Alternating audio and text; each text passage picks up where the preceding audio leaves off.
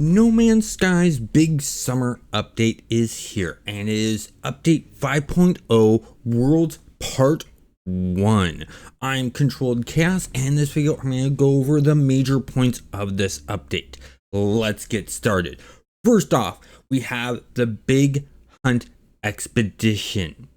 This expedition is cool for the pure simple reason that it has sort of a Starship Troopers, or shall we say Helldivers 2 type of feel to it in the way that you do things. And I think that is really, really cool. You're gonna be hunting big bugs, and the big bugs have changed. They have done a lot with this, and it's interesting in the fact that you get some cool things from the expedition.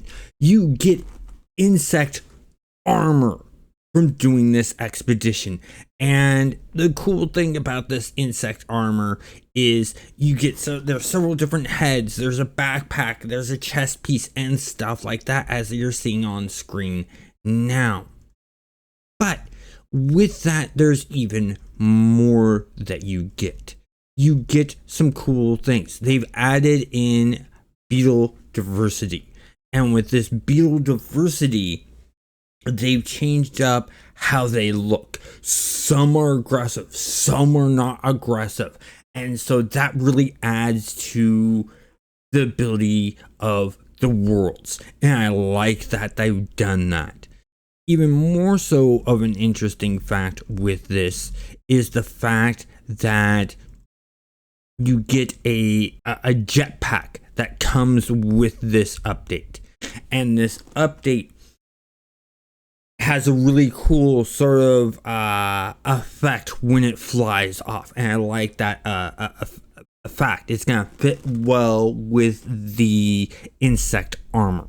Then with the whole entire thing and dealing with the bugs in the expedition, you're gonna have these vile insect queens. These queens that will pop out of the ground and attack, and you'll have to fight. Is very, very interesting. It's going to be different. It's going to change up gameplay. It's going to change up how you fight things. But there's more changes than that with these this expedition that's going to be happening later on. They've added in a group style mission. So you know how when we do these expeditions, sometimes they put in things where the whole entire player base has to come together to complete something, to unlock things. Well, guess what? There is now the Liquidator combat mech. And this mech is really cool. It's got a really unique look on the screen, as you can see here. But there's more than that to this mech. They've added in a Minotaur flamethrower. So your mech exosuit can now have a flamethrower. And this is really, really cool and really, really nice. Now, when we're talking about the insects and stuff like that, as you can see here, you get some unique headwear that you can customize the colors on. And that's really nice, as you're seeing it flip through things right now and changing of colors of stuff. But when I was mentioning about the insect stuff, also in the main game, not the expedition, you'll be able to collect Colossus insect trophies. You can now mount heads of big insects on your wall. You can be a trophy hunter. Oh my god, that's so cool. But there's more to that than just that. You're gonna have in the Nexus a Vile Brood Nexus missions to do to help fight back this brood invasion in the regular game. So not only are we getting this expedition that gives us stuff to do with the brood, in the regular game we're also having the brood. Now this expedition will probably happen in the next couple of days, but at least we have these Vile Brood missions to do and other cool stuff. But the update doesn't stop there. It continues on, they have increased a lot with the planets. Some of the things that they have created is things like full wind simulation. The wind now interacts with the environment. It's not a fake animation type of thing. You'll see dust clouds and fog rolling around and things like that. But there's more to it with the wind. You have new automatic clouds. These clouds really form and you can tell when storms are happening and stuff like that. But on top of that, they've added even more. They've added in some really cool stuff dealing with the skies in the game. And that is sky colors. The colors of the different skies change. So, and some of them are very rare hues. And that's going to be interesting to try to find. And that's really nice that they've added that in. But we're not done there dealing with wind and stuff like that. They've enhanced the way water works on the worlds. The water is now dynamic water. It changes based on weather and how deep the water is. It can be really calm, it can be ripply, or it can create giant waves. And on top of that, there's a foam layer on this water that can happen and makes the world feel more alive. You feel more immersed in the world with this type of thing, and I really like that. On top of that, they have different hues of water. It's not just one color of water. You can see different colors of water, and that's an interesting thing there. The worlds have even been enhanced. As you can see here, we now have flying parts of the world. It's not just all connected, and it looks really cool. I'm seeing some waterfalls and stuff like this. This is definitely inspired by Light No Fire, and I like that they're taking some of that implementation and putting it into No Man's Sky. It adds more to the game. But besides that, there's also detailed shadows. Look at this. This is really cool. I like the fact that they've changed this. This is the before, and then as we move over, you can see the details of the shadows have really changed. You got more shadowing over here, and then areas around here that are really nice that pop off. I mean, look at that changed. All those shadows are just darker, deeper, more detailed, and I really like that. So continuing on with the world, another thing that they've done is they added in new life forms, and these life forms are plant-based and look really interesting.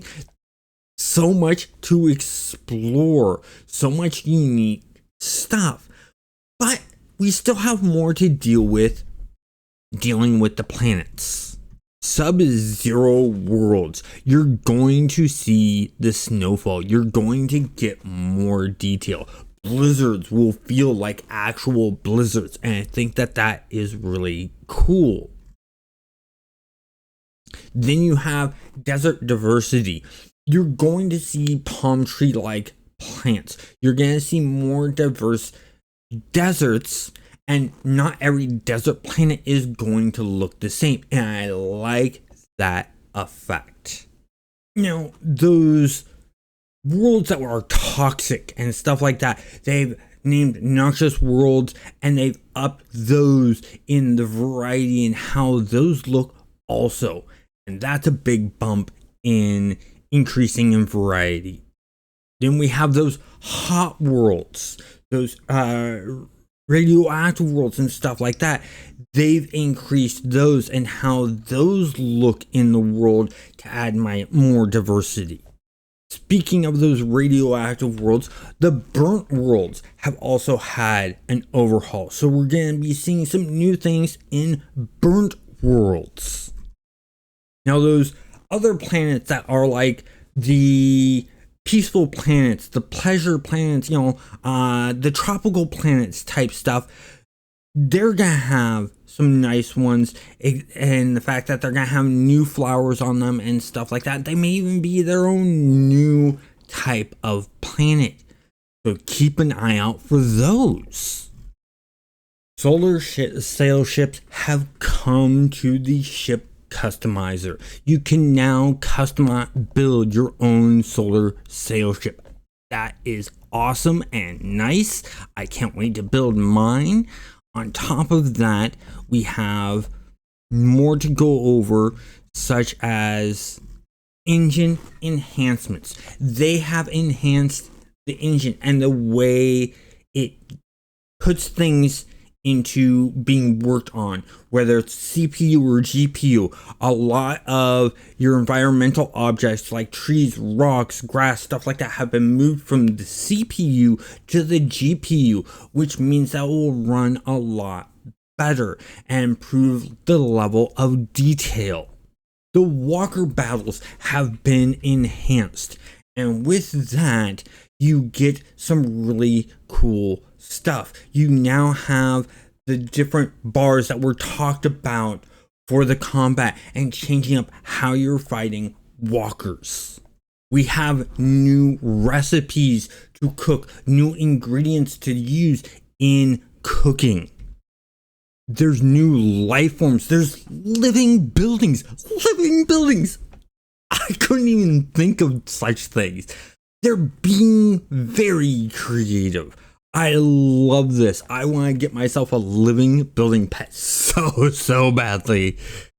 Another thing I really like is, how when you hit a ocean world, you're always having to hunt for a little island to land your ship on? They have aqua landing jets for your ship. You no longer need to find land to land your ship. And that is cool. This is a new drive that they have on there for doing this on the ship that you'll need to install. But I think that that's really nice added feature. There's new base parts. There's skylight base parts. You know that newsroom that I built out?